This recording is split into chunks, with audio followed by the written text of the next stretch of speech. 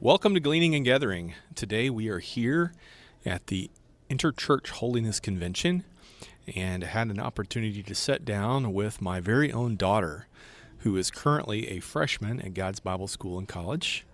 Welcome, Rebecca Heimlich. Thank you. So let me ask you about the opportunities that you see currently on the horizon for you in life, ministry, other things. What is it about college that has surprised you? What is it that you have found most enjoyable or interesting about your time at GBS? I don't know. I'd have to say the amount of opportunities and experiences. So all across the spectrum of so there's hardcore ministry and just rubber meets the road kind of hard work. And then there's a lot of fun. And then there's a lot of I never thought I'd do this kind of thing opportunities. Yeah. And I kind of knew in my head that that would happen, but I didn't realize how much that would happen. Yeah. Anyway, and it's really cool. Yeah. Yeah. Well, really for that, in regards to that, happened right off the bat, really, with you being able to work with Mrs. Waters there at the president's office. Yeah, for sure. So talk about that a little bit. What has that been like? Yeah, so it's definitely been different than I thought it would. I wasn't sure. She called me a week before school started, and actually she called me while we were at mode camp where we don't have our phones, and she had been trying to reach me all week and was starting to I can't get a hold of her. I'm not going to be able to do this. Anyway, and she asked me to be her student aide for the year. She's never had one before, and she says that it's been very helpful. There are some days that I'm I go up there and just twirl my thumbs and I'm what do I do? What am I doing? But other days that I just can't be in the office long enough because we're so busy. Yeah. It's a lot of paperwork, a lot of things, but just the opportunity to be there day in and day out and just see everything she does. Everything from answering the phone to watching her deal with I think accreditation people came in. I think that's who they were. Anyway, and so then she had to switch into HR director role, and she's just really cool. So watching her do all that is really, really, really cool. Yeah, and to be able to be mentored by somebody like that is incredibly valuable. Yeah. As a learning experience. Yeah, because basically what she's doing, well, it's basically what I want to do, with a few tweaks, but that's what I want to do, yeah. And so what is that? If you could kind of describe what it is that you want to do. Yeah. What would that look like, you think?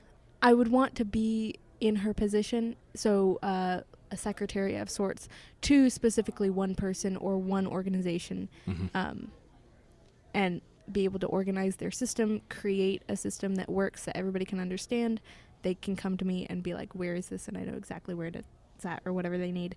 Yeah, basically that. But I want to do it I'll leave that up to God. I don't know who I would want to do it for. Because I've thought about a school, a high school or something. And then, I don't know, but ministries. That kind of work, though, can go literally anywhere. Sure. And you can, Very transferable. Very, yeah. Yeah, those skills are needed really, yeah. whatever organization you're part of. And you need to do it well. Yes. If you don't do it well, then the whole system just crashes, and it can get really bad. Yeah. There's so many details. Anyway. So I know you've taken some business classes, and in this year you're taking an entrepreneurial class or entrepreneurship. I'm not sure how you... Intro to entrepreneurship. Yeah. So how's that gone, and what about it has been interesting to you? Yeah. It's gone really well. When you start taking business classes, you get a wide range of information. So I'm wanting to learn the logistics side and be working with more paperwork rather than starting a business. But all the information that we're learning is super valuable. So in the entrepreneurship class, we have a new speaker basically every week, sometimes 2 times a week. And Mr. Hood has done a really good job at trying to bring in the professionals. So we had the last guy we had, his name is Jason Powell, and he was incredible. He's started several businesses. He's only like 31. He reached his financial goal for his life, basically, at the age of 25. Wow. And he said he could have stopped working at the age of 25 and, like, been fine. So it's like people like that he's bringing in. They're just crazy successful. But they also have a ton, because they're that successful, they just have a ton of wisdom. Yeah. And so Mr. Powell was encouraging us. He said, I had all that money and, like, all the resources, but I had worked so hard that I didn't have what I actually wanted. And he was like, there was a lot that I had to just find. Anyway, so just, like, there's a lot of hands-on that we've gotten. So we also had the second top realtor. I think in the air. I think she's the top in the area and top 10 in the country for sure. Wow. She's like, anyway, really, really great. And she gave us a lot of, like, practical advice. Like, this is what you do to be successful. So we've had a lot that aren't Christians and don't have that point of view, but also a lot that are Christians. And anyway, it's been really cool. So while not everything I'm getting from them I'm probably going to use, it's all been, like, helpful in one way or another. So yeah, cool. So do you feel like that the learning experience overall is helping to prepare you for the direction that you're wanting to go in life? So I went into college not knowing a lot.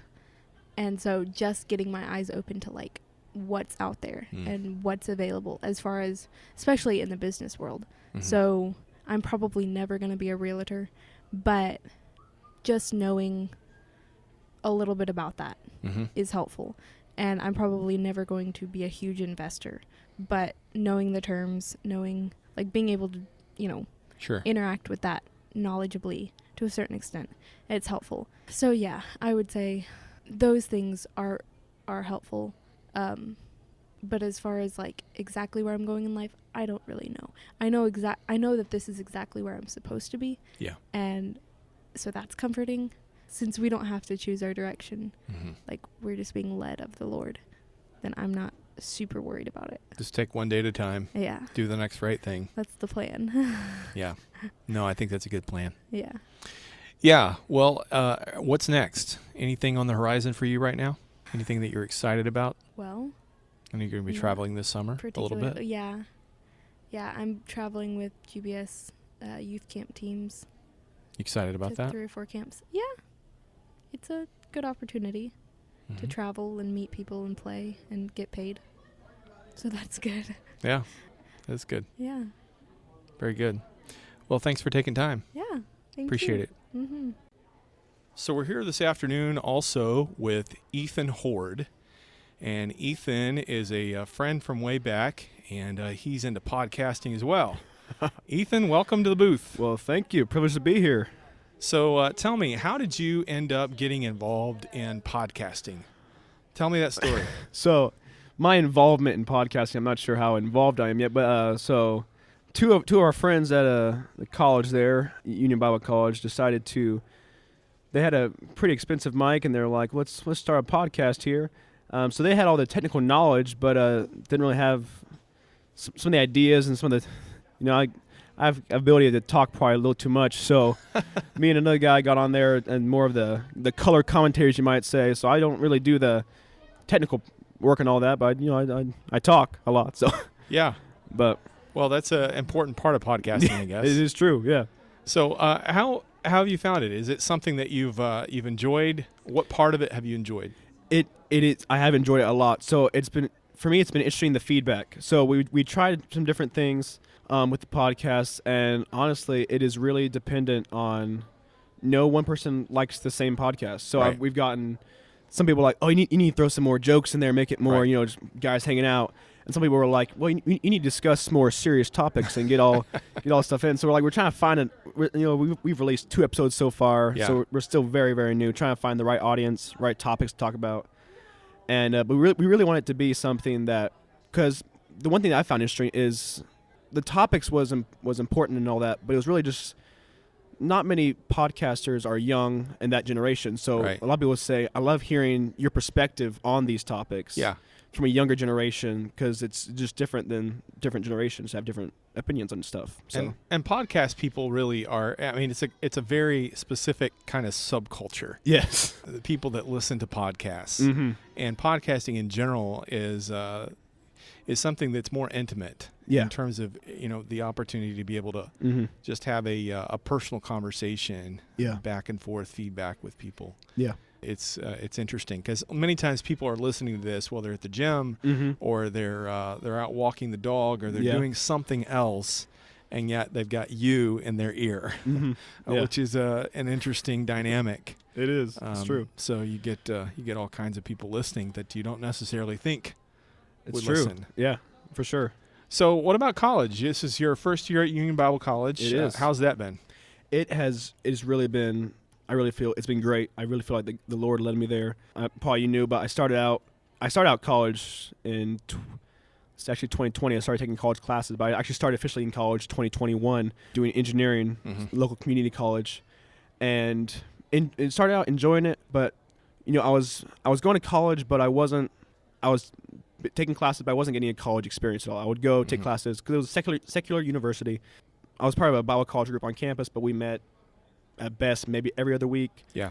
So, and I was just spending my time driving to class, taking a class, coming home, and spending the entirety of my life in my room just doing homework. Right.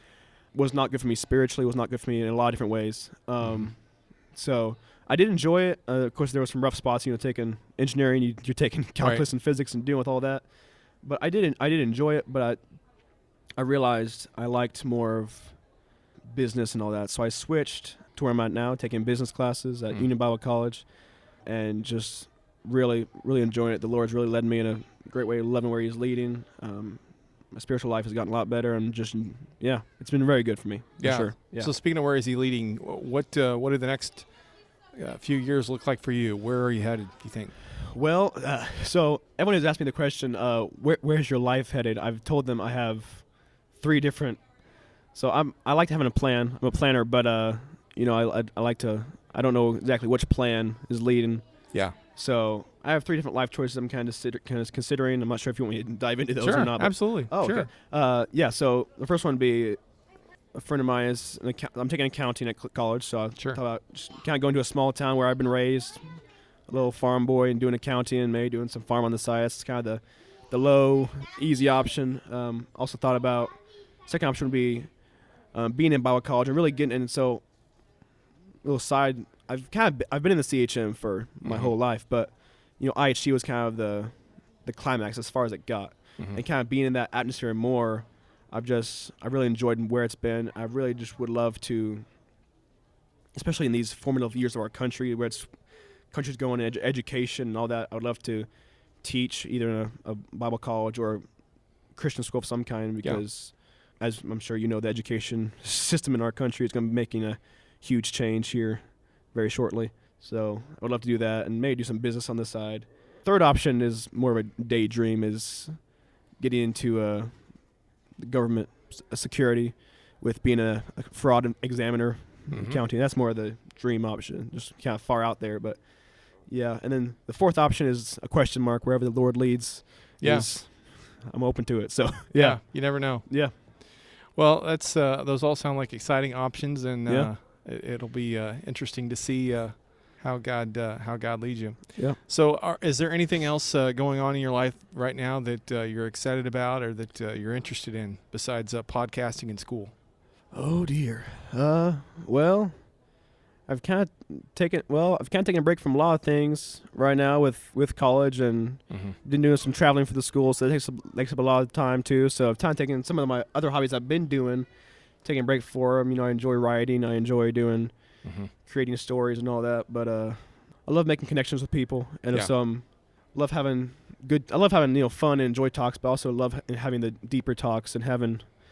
I'm not sure how good I am, but I love having debates and all that, different topics. So. Yeah. If you ever getting a good debate, I'll have an opinion on it. It might not be a very good opinion or the right one, but I'll have an opinion on it.